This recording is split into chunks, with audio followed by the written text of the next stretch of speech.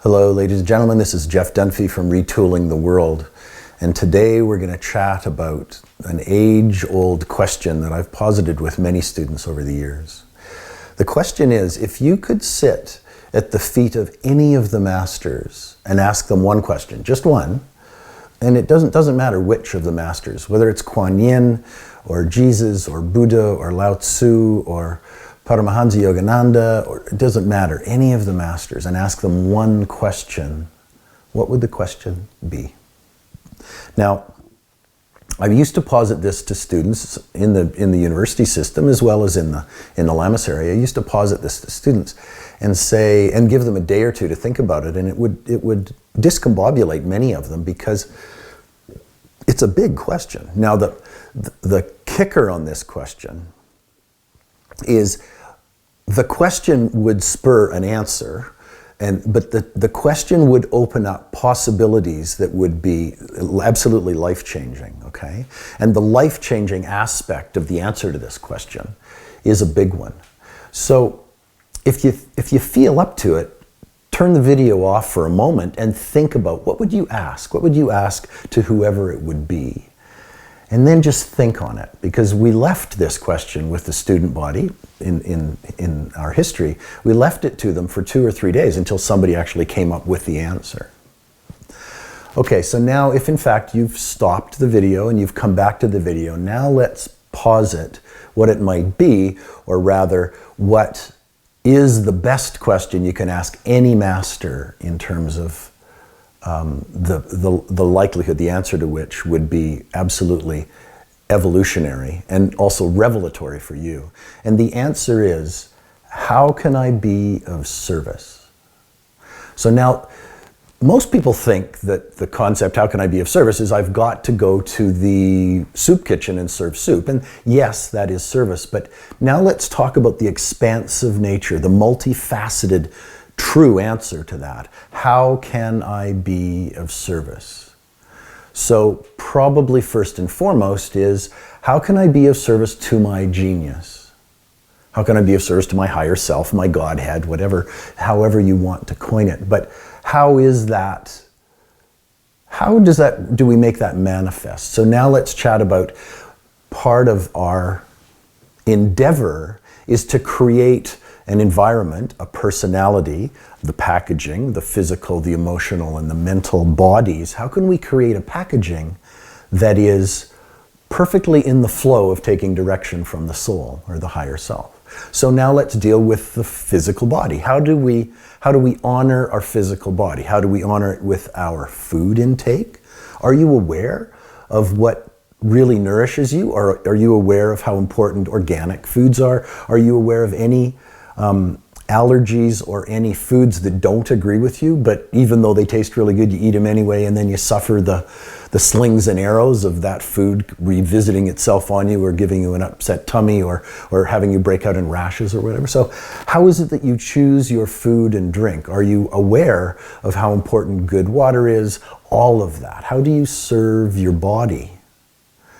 Now, how is it next that you serve your emotions? Now, emotions are very important to us on planet Earth, and we have an emotional spectrum that is very, very wide. So the emotional spectrum of the joy and the glee on the one hand, and the depths of despair on the other, those are big. But how is it that you best serve your emotions, your emotional body?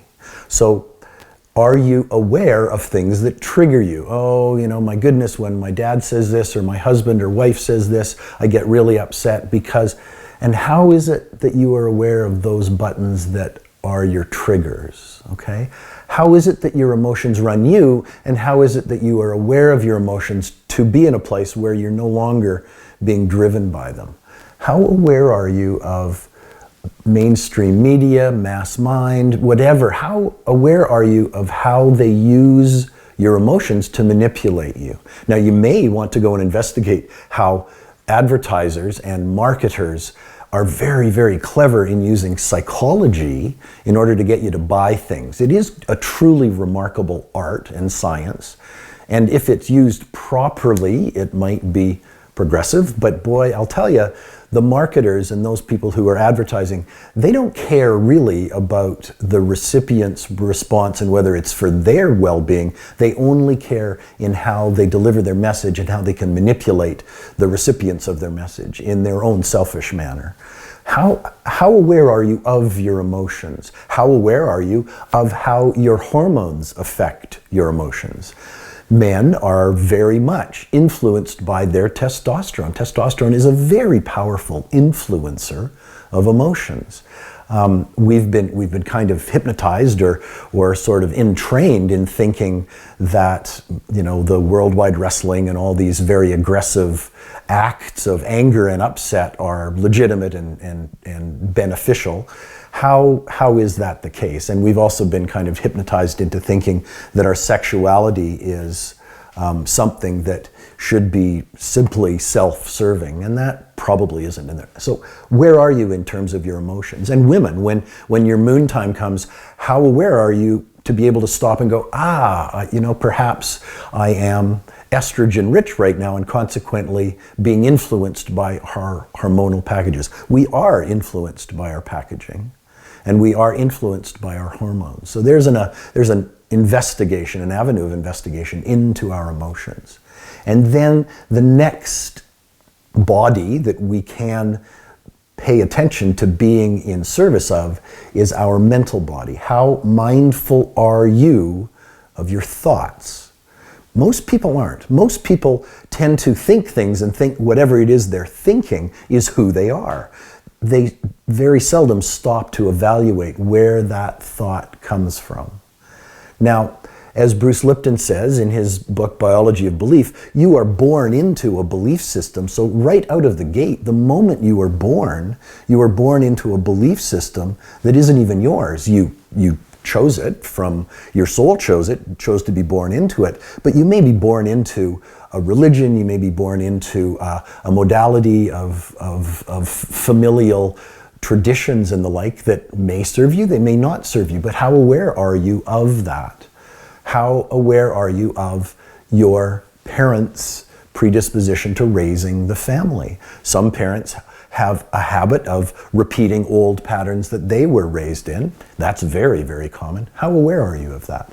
How aware are you of your formative thoughts? Here's a thought, and here it is. And where does that come from? Oh, right. I remember my grandfather, when I was 5, taught me how important it was to tend to a garden.